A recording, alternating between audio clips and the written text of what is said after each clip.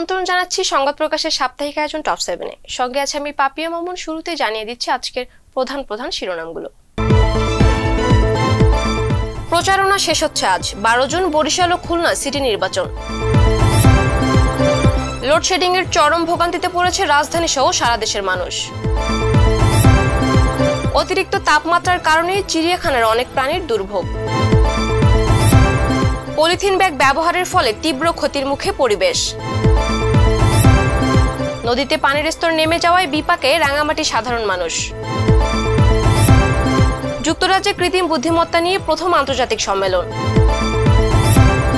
গণমাধ্যমের আজকে নিয়ে পরিমণির খোলামেলা আলোচনা।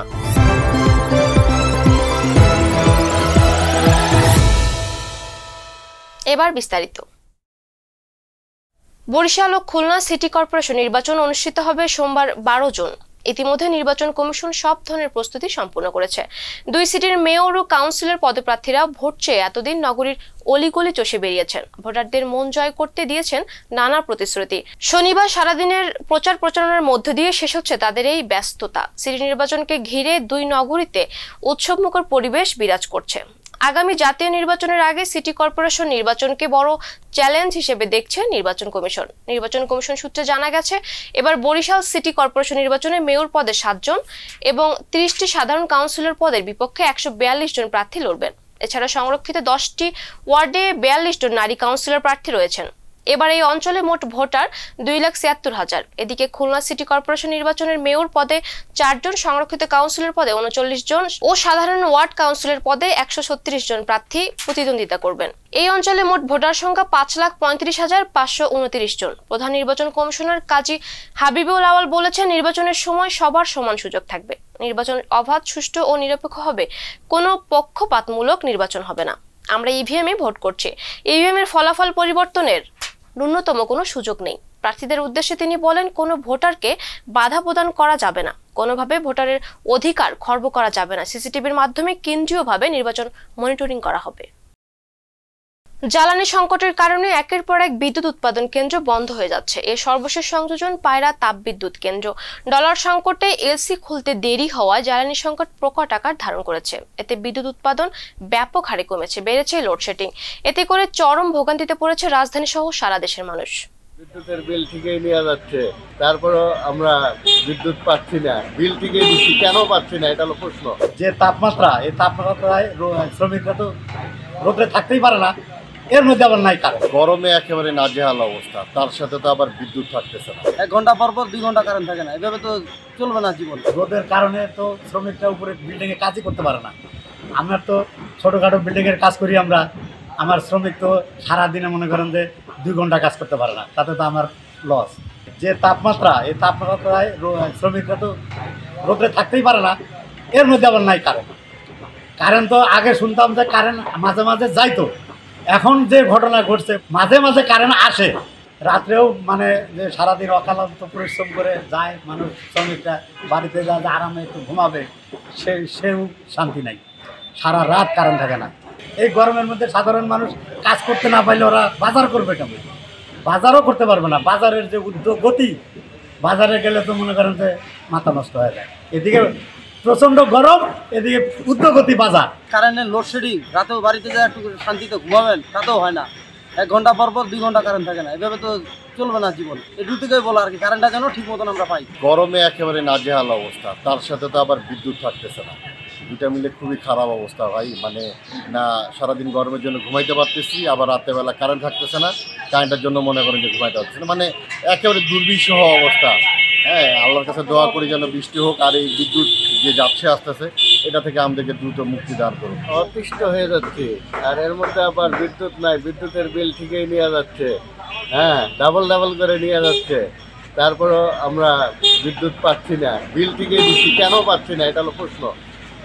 আর কয়লা বলতেছেন, কয়লা আমরা বিদ্যুৎ বিলগুলো দিচ্ছি, এগুলো যাচ্ছে কই? আপনারা তো লাভ সহ নিয়ে নিচ্ছেন, ডাবল লাভ, তাহলে যাচ্ছেটা কোথায় টাকাটা? এই ঘাটতিটা কেন? এই প্রশ্নের উত্তরটা জনগণের। তাপমাত্রা বর্তমান প্রচুর, যে রোদের মধ্যে কাজ করি সারাদিন কাজ করার পরে বাসা যায় দেখি কারেন্ট নেই। 3 সেট বাড়ি, সারাদিন পরিশ্রম করে যাওয়ার পরেও যে কারেন্ট থাকে না, ঘুমায় না রাত্রে, আবার সকালবেলা আসে সারাদিনে কাজ করতে হয় রোদে। শ্রমজীবী মানুষ আছে তাদের জন্য, যারা দিনমজুর, হ্যাঁ, সারাদিন কাজ করে তাদের জন্য মাঠে ঘাটে কাজ করা, এবং আদার্স অন্যান্য যারা যে কোনো পেশার মানুষই হোক, যারা অফিসেও কাজ করে, যেমন বাড়িতে যারা কাজ করে, বাড়িতে যেটা সংযোগ আছে প্রতি ঘন্টায় ঘন্টায় লোডশেডিং নিচ্ছে, এমন অবস্থা যেটা বাড়িতে থাকাও যাচ্ছে না, বাইরেও থাকা যাচ্ছে না, একদম স্বাভাবিক জনজীবন ব্যাহত করার মতো অবস্থা। ওটার মধ্যে চলা যাচ্ছে না, ওরা আমার জীবনে প্রথম দেখলাম আর শরীর জ্বলে যাওয়ার মতো গরম, অতিরিক্ত তাপমাত্রা, বাসাতে বিদ্যুৎ থাকে না, আরাম করতে পারতেছি না, রোদের তাপমাত্রা বেশি, লোকজন বাইরে হতে পারতেছে না, তাছাড়া গরম, ব্যবসা বাণিজ্য খারাপ, চা বিক্রি হচ্ছে কম, মানুষ খুব দুর্ভিক্ষের ভিতরে আছে, বিদ্যুৎ থাকে না, গরমে ক্লান্তি, শরীর মানুষের খুব জীবনযাপন কষ্ট করতেছে, কাজ কাম করা যায় না, হাঁটা চলা অসুবিধা, কারেন্ট থাকে না, ঘুমাই দেবে না কারেন্ট। দুদিন আগেও তীব্র তাপদাহে অতিষ্ঠ হয়ে পড়েছিল সাধারণ মানুষ, বাদ যায়নি পশু পাখিও। 7 জন বুধবার সংবাদ প্রকাশের টিম গিয়েছিল জাতীয় চিড়িয়াখানায়। খাঁচার ভেতরে থাকা জলাধারে কেউ শরীর ডুবিয়ে, আবার কেউ মুখ ডুবিয়ে গরম থেকে রেহাই পাওয়ার চেষ্টা চালাচ্ছে। খাদিজা নিপার প্রতিবেদন, ছবি তুলেছেন রিয়াদুর রহমান পিঞ্জু।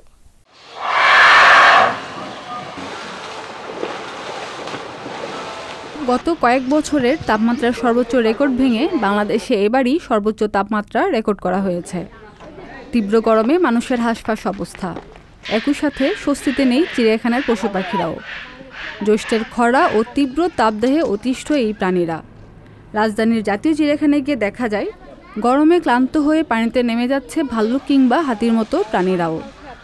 প্রচণ্ড গরমে ধুঁকছে বাঘ, হরিণকে দেখা যায় দলবদ্ধ হয়ে গাছের ছায়ায় আশ্রয় নিতে।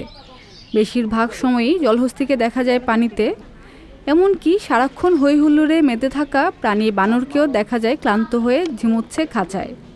কোনো কোনো প্রাণীকে দেখা যায় একটু প্রশান্তির জন্য বারবার শরীরে ভেজাচ্ছে পানিতে। ফলে এইসব পশু পাখিদের গরমের সুরক্ষা দেওয়ার জন্য দৈনিক গোসল করাতে হচ্ছে একাধিকবার। হাতিরে মনে করেন 3 বেলা গোসল করাইতেছি, 2 বেলা, আর এক্সট্রা 1 বেলা পানি, 3 বেলা পানি খাওয়ানো হয়, 2 বেলা গোসল করানো হয়। এমনিতে গরমে কোনো সমস্যা হচ্ছে কি ওদের? আমাদের হাতির এখন সমস্যা নেই, আমরা তো হাতি যে দুপুরবেলা মোটর সাইরা দেয়, মোটর সাইরা দিলে আমরা ওই যে হাউস আছে, হাউসের ভিতরে হাতি ছাইরা দিই, ওরা নিজেরাই যেই পর্যন্ত মন ভইরা ওরা গোসল করে, গোসল করা শেষ হলে ওরাই উঠে আসে। এবার 1 ঘন্টা 2 ঘন্টা যতক্ষণ পারে ওরা গোসল করে, তারপরে উঠে আসলে আমরা না বান্ধি, বাঁধার পরে আবার বিকালবেলা আমরা ওদেরকে পানি দিই। আমাদের হাতের কোনো সমস্যা নেই ইনশাল্লাহ। এই গরমের ভিতরে আমাদের ডাইরেক্টর স্যার, কিরুটার স্যার, ওনারা ঠিক মতো পানি পুনি জেনে যা লাগে সব দিতেছে, এবং স্যারেরা। গরমের জন্য অতিরিক্ত কোনো খাবার দিচ্ছেন কিনা? গরমের জন্য ওই যে লাউ, মিষ্টি কুমড়া এগুলো দিচ্ছি। কিছুদিন আগে তরমুজ দিয়েছিলাম, তরমুজ শেষ, এখন মিষ্টি কুমড়া, পাইনা লাউ আর হলো শশা। তীব্র গরমে ভালো নেই চিড়িয়াখানায় আসা দর্শনার্থীরাও। কিছুক্ষণ হাঁটার পর যেন হাঁপিয়ে উঠছে তারা, জিরিয়ে নিচ্ছে গাছের ছায়ায়। তবে তীব্র গরমে পশু পাখির প্রতি কর্তৃপক্ষ আরও বেশি যত্নশীল হবে, এটাই এসব দর্শনার্থীর প্রত্যাশা। এখানে কর্তৃপক্ষের উচিত এই বিষয়গুলো মাথায় নিয়ে যে ওরা আমাদের পরিবেশ রক্ষা করে, এই পশু পাখিগুলো যাতে ওদের খুব ভালোভাবে রক্ষণাবেক্ষণ করে, তারা খুব যত্ন সহকারে তাদেরকে এখানে পালন করে, এটা আমাদের আবেদন। তবে এবারের গরমে চিড়িয়াখানার প্রাণীদের সুস্থ রাখতে বাড়তি ব্যবস্থা করেছে কর্তৃপক্ষ। প্রতিনিয়ত তাদের নিয়ম করে রসালো খাবার দেওয়া হচ্ছে, এছাড়াও রোগ প্রতিরোধ ক্ষমতা বাড়াতে নিচ্ছে অতিরিক্ত যত্ন। একদিকে যেমন তাপমাত্রা বেড়ে গেছে, অন্যদিকে হিউমিডিটিও অনেক বেড়ে গেছে। এই অবস্থাতে মানুষের মধ্যে যেমন একটা অস্বস্তি বিরাজ করছে, আমাদের অ্যানিমেলদেরও ঠিক একইভাবে কষ্ট হচ্ছে। তা আমরা আমাদের অ্যানিমেলদের যে কষ্ট, এটা লাঘব করার জন্য বেশ কিছু পদক্ষেপ নিয়েছি। আমরা আমাদের অ্যানিমেলকে তাদের রোগ প্রতিরোধ ক্ষমতা বাড়ানোর জন্য এই তাপদাহ শুরু হওয়ার আগেই ব্যবস্থা গ্রহণ করেছি। কৃমির ওষুধ খাওয়ানো এবং বিভিন্ন ভ্যাকসিন দেওয়া, এই কাজগুলো করেছি। আসলে গরমজনিত কারণে বলতে আমরা দেখেছি কিছু কিছু প্রাণী খাবারের পরিমাণ একটু কমিয়ে দিয়েছিল। তো আমরা কিন্তু তখন আইডেন্টিফাই করতে পেরেছি যে হ্যাঁ, গরমের কারণে হয়তো বা তার হিট স্ট্রেস পড়েছে। সাথে সাথেই তাকে আমরা পর্যাপ্ত ঠান্ডার ব্যবস্থা করা, ভিটামিন সি সরবরাহ করা, স্যালাইন দেওয়া, ইলেকট্রোলাইট দেওয়া, এই কাজগুলো আমরা করেছি। আল্লাহর রহমতে কোনো অ্যানিমেলের কোনো অন্য কোনো সমস্যা হয়নি। সবগুলো অ্যানিমাল বর্তমানে সুস্থ আছে। খাদিজা নিপা, সংবাদ প্রকাশ। বিশ্বে প্রতি মিনিটে 10 লাখেরও বেশি এবং বছরে প্রায় 5 লাখ কোটি পলিথিন ব্যাগ ব্যবহার করা হয়। এর মাত্র 1% পুনর্ব্যবহারের জন্য প্রক্রিয়াজাত করা হয় এবং সমুচে ফেলা হয় 10%। এসব পলি ব্যাগ 100 বছরেও পচে না ও মাটির সঙ্গে মিশে যায় না, যার ক্ষতিকর প্রভাবের শিকার মানুষ ছাড়াও বিপুল সংখ্যক পাখি ও জলজ প্রাণী। বিশেষজ্ঞরা মনে করছেন পাটের ব্যাগ উৎপাদন পরিবেশকে ক্ষতির প্রভাব থেকে রক্ষা করবে। হাসান শাওনের প্রতিবেদন, কণ্ঠ দিয়েছেন সঞ্জিতা শম্পা।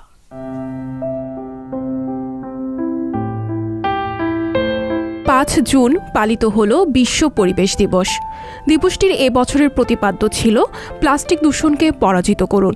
এই দূষণ রোধের একমাত্র উপায় প্লাস্টিক পণ্যের বিকল্প।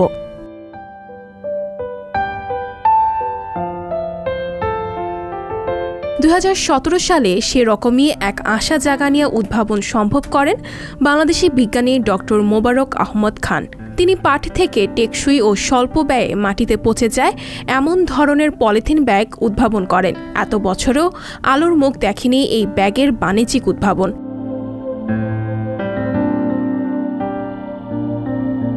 2017 সালে সংবাদ মাধ্যমে তুমুল আলোচিত হয় ডক্টর মোবারক আহমদ খানের এই নতুন আবিষ্কার। প্রধানমন্ত্রী শেখ হাসিনা নিজে পাটের তৈরি এই ব্যাগের নাম দেন সোনালী ব্যাগ। প্লাস্টিক ও পলিথিন দূষণ রোধে সরকার তখন থেকেই সচেষ্ট ছিল।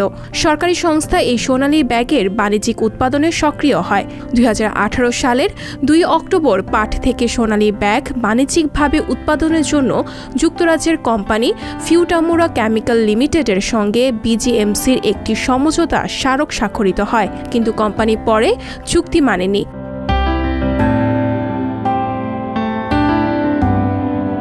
সংশ্লিষ্টদের মতে বড় বিনিয়োগ ও গবেষণার খুঁটিনাটি বিষয় বাকি থাকায় এখনও সোনালী ব্যাগ ব্যাপকভাবে উৎপাদনে যেতে পারেনি। অনেকে এর জন্য দায়ী করেন কিছু প্রতিষ্ঠানের দায়িত্বহীনতা।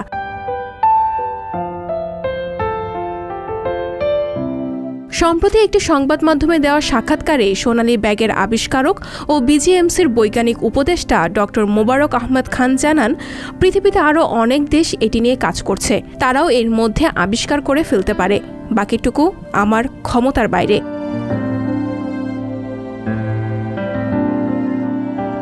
এভাবেই উপেক্ষিত হচ্ছে এই মুহূর্তের গ্রহের জন্য জরুরি এক দেশি উদ্ভাবন, যা দুনিয়াকে অনেকটাই রক্ষা করতে পারত প্লাস্টিক দূষণ থেকে। সঞ্জিতা শম্পা, সংবাদ প্রকাশ। সাদা সংবাদ। শুষ্ক মৌসুম এলে পানির স্তর নেমে গিয়ে গভীরতা হারিয়ে ফেলে নদী। তেজস্বিনী স্রোতস্বিনী যমুনার বুকে জেগে ওঠে অসংখ্য চর। উজানের প্রবাহ না থাকায় অনেক স্থানে নদীর গভীরতা নেমে আসে হাঁটুর নিচে। সম্প্রতি এমন দৃশ্য দেখা যাচ্ছে রাঙামাটির পাহাড়ি জনপদে। এতে বিপাকে পড়ছেন সাধারণ মানুষ। রাঙামাটির প্রতিনিধি রিকো চাকমা তথ্য ছবিতে রুমি প্রভার ডেস্ক রিপোর্ট।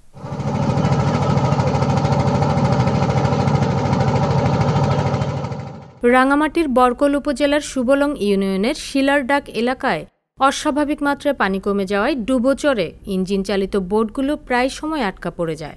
তাই স্থানীয় এলাকাবাসী বোট আটকে পড়া জায়গায় মাটি খনন করে বোটগুলো ঠেলে পার করে দিয়ে প্রতিনিয়ত মানবিকতার কাজ করে যাচ্ছেন। এখানে যখন দেখতাম যে এখানে অনেক বোট বাইজা যেত, যার কারণে রাস্তার প্রচুর গ্যাঞ্জাম শুরু হইতো আর যাত্রীদের ভোগান্তির শিকার হইতে হয়। অনেক সরকারি কর্মচারী এখানে আবদান করে ঠিকমতো অফিসে পৌঁছাতে পারতেছে না। সেজন্য আমরা চিন্তা করছি, আমাদের এলাকার লোকজন, স্থানীয় এলাকাবাসী মিলে আমরা চিন্তা করে দেখলাম যে এটা তো এরকম ভাবে চলতে পারে না। এজন্য আমরা নিজস্ব উদ্যোগে আমরা এটা খনন করে দিচ্ছি। খনন করার পরেও মাটি আবার ভরাট হয়ে যায়, যার কারণে আমাদের 20-25 জন লোক এখানে প্রতিদিনই কাজ করতে হয়। বোট বেজে যায়, ঠেলতে হয়। যে যা দিচ্ছে মানবিক কাজ করতেছি হিসেবে 10-20 টাকা 50 টাকা, যার থেকে যেটা পাচ্ছি নিজের ইচ্ছায় যা দিচ্ছে তাই নিচ্ছি। এখন দিন শেষে হিসাব করলে দেখা যায় যে আমাদের 20-25 জন লোকের হয়তো 100-200 টাকাও পড়ে না সারাদিন কষ্ট করার পরে। যদি এখানে বোট আটকে যায়, রোগীর হোক, যে কোনো যাত্রীবাহী বোট হোক, আমরা যদি এগুলা ঠেলাঠেলি করে খুবই দ্রুত পাঠাইতে পারি, আমার এগুলো ভালো লাগে আর কি। ধরেন আমরা চাই যে কেউ 10 টাকা 5 টাকা 20-50 টাকা এরকম দিয়ে যায়, আমরা যা পাই তা দিয়ে সন্তুষ্ট হই। কি করার আছে, আমার তো করার কিছু নেই। জানা যায় সুবলংয়ের এই শিলারডাক হয়ে রাঙামাটির 4 উপজেলা বাঘাইচড়ি, লংদু, বরকল ও জুরাছড়ি উপজেলা মানুষের নৌপথ যাতায়াতের একমাত্র মাধ্যম। কিন্তু শুষ্ক মৌসুমে কাপ্তাই লেকে অস্বাভাবিক মাত্রায় পানি কমে যাওয়ায় 4 উপজেলার মানুষের যাতায়াত খুবই দুঃসাধ্য হয়ে দাঁড়িয়েছে। যাত্রীদের প্রতিনিয়ত ভোগান্তির শিকার হতে হচ্ছে। বিশেষ করে সরকারি কর্মকর্তা কর্মচারীরা কর্মস্থলে পৌঁছাতে পারছেন না। এছাড়া কেউ অসুস্থ হলে পড়তে হচ্ছে চরম বিপাকে।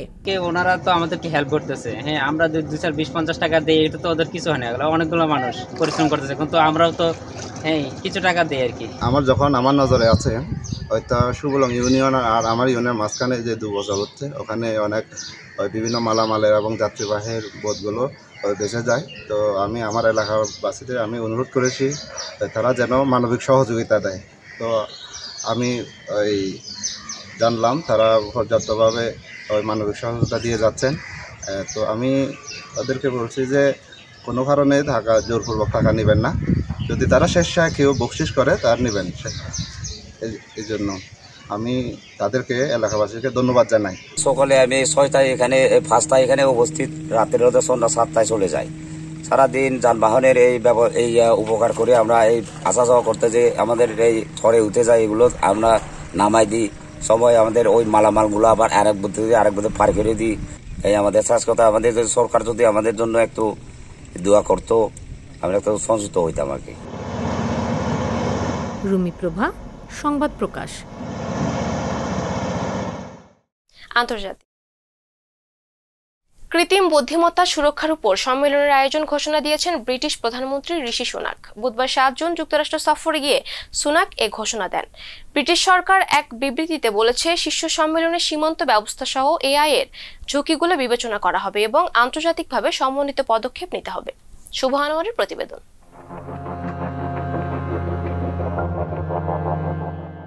বছরের শেষের দিকে কৃত্রিম বুদ্ধিমত্তা সুরক্ষার ওপর একটি সম্মেলন আয়োজনের ঘোষণা দিয়েছেন ব্রিটিশ প্রধানমন্ত্রী ঋষি সুনাক।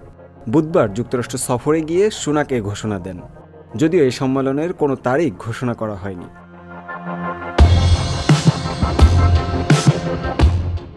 ব্রিটিশ সরকার এক বিবৃতিতে বলেছে, শীর্ষ সম্মেলনে সীমান্ত ব্যবস্থা সহ এআই এর ঝুঁকিগুলো বিবেচনা করা হবে এবং আন্তর্জাতিকভাবে সমন্বিত পদক্ষেপের মাধ্যমে কিভাবে এআই এর খারাপ দিকগুলো প্রশমিত করা যায় তা নিয়েও আলোচনা করা হবে।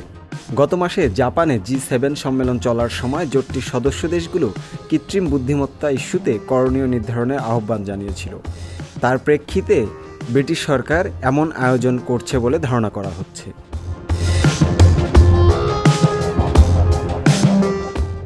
ব্রিটিশ এবং মার্কিন কর্মকর্তারা বলেছেন, বৃহস্পতিবার বাইডেন এবং সুনাক গত কয়েক মাসের মধ্যে চতুর্থবারের মতো বৈঠক করেন। তারা অর্থনৈতিক নিরাপত্তা জোরদার করার লক্ষ্যে সমালোচিত এবং উদীয়মান প্রযুক্তিগুলোর বিষয়ে দৃষ্টিভঙ্গি সমন্বয়ে কাজ করবেন।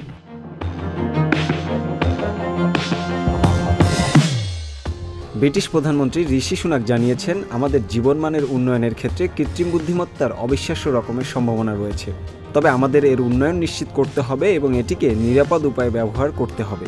তিনি চান ভবিষ্যতে কৃত্রিম বুদ্ধিমত্তা সংক্রান্ত নিয়ন্ত্রক প্রতিষ্ঠানটি লন্ডন ভিত্তিক হোক।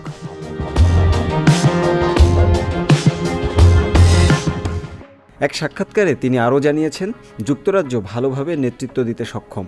যুক্তরাষ্ট্রকে বাদ দিয়ে হিসেব করলে গণতান্ত্রিক দেশগুলোর মধ্যে আমরাই সম্ভবত কৃত্রিম বুদ্ধিমত্তায় নেতৃত্বস্থানীয় দেশ। আমাদের নাগরিকদের সুরক্ষার অধিকার নিশ্চিত করতে নিয়ন্ত্রণ বিধিমালা তৈরির সক্ষমতাও আমাদের আছে।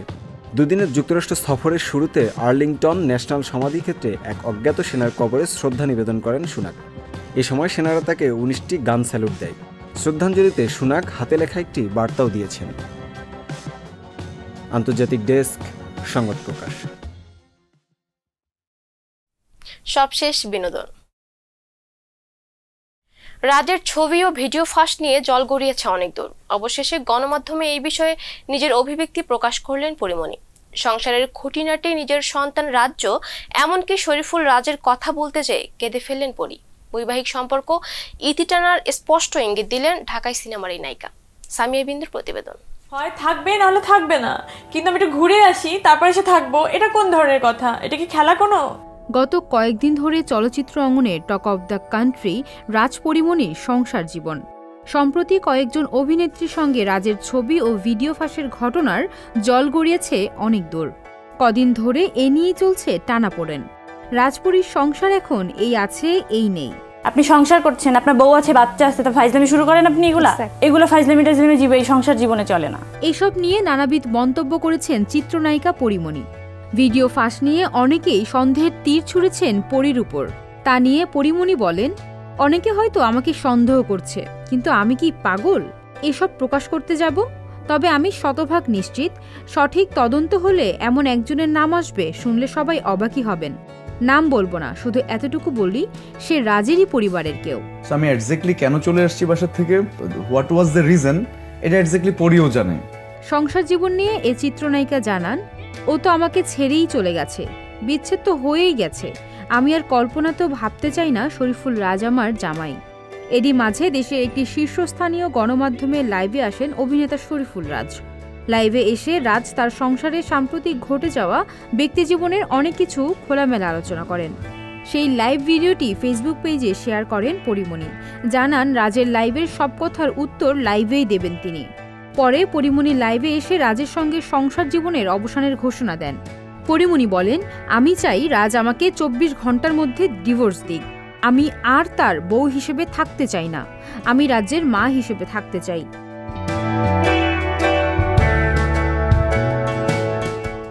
ফেসবুক স্ট্যাটাস প্রসঙ্গে পরীমণি আরও বলেন, ওর ফ্যামিলি মেম্বার যে কিনা ওর নিজের ভাই, সে আমাকে নিয়ে কি স্ট্যাটাস দিয়েছে? ওর ভাই এরকম বিশ্রী মন্তব্য কেন করলো আমাকে নিয়ে? যার ফ্যামিলি আমাকে রেসপেক্ট করে না, যার বন্ধু বান্ধব আমাকে রেসপেক্ট করে না, কিন্তু মুখে বলে বেড়ায় আমাকে রেসপেক্ট করে, সেটা কি আসলে রেসপেক্টেবল হয়?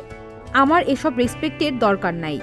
রাজের বক্তব্য টেনে পরীমণি বলেন, রাজ যদি একাই থাকতে চায় তাহলে ঠিকঠাক মতোই থাকুক। একটু ঘুরে আসবো, আমি একটু বেরিয়ে আসি, আমি একটু ছুটি চাই, আবার ঘুরে এসে বলে আমি সংসার করতে চাই। এটা খুব বাজে প্র্যাকটিস, এটা আমি পারবো না। তার যদি আমাকে ছেড়ে থাকার ইচ্ছা হয় তাহলে ঠিকঠাক ডিসিশনে এসে আলাদা থাকুক, আমার সমস্যা নাই।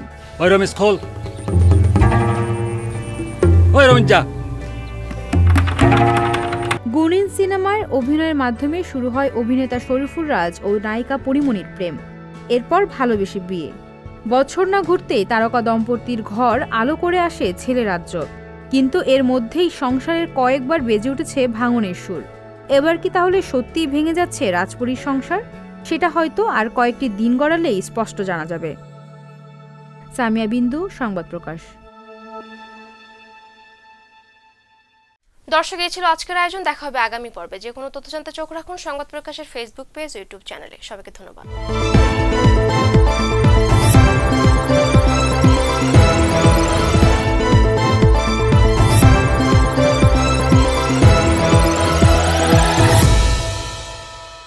সংবাদ, ফিচার ও অনুষ্ঠানের জন্য ভিজিট করুন সংবাদ প্রকাশের ওয়েবসাইট এবং যুক্ত থাকুন ফেসবুক পেজ ও ইউটিউব চ্যানেলের সঙ্গে।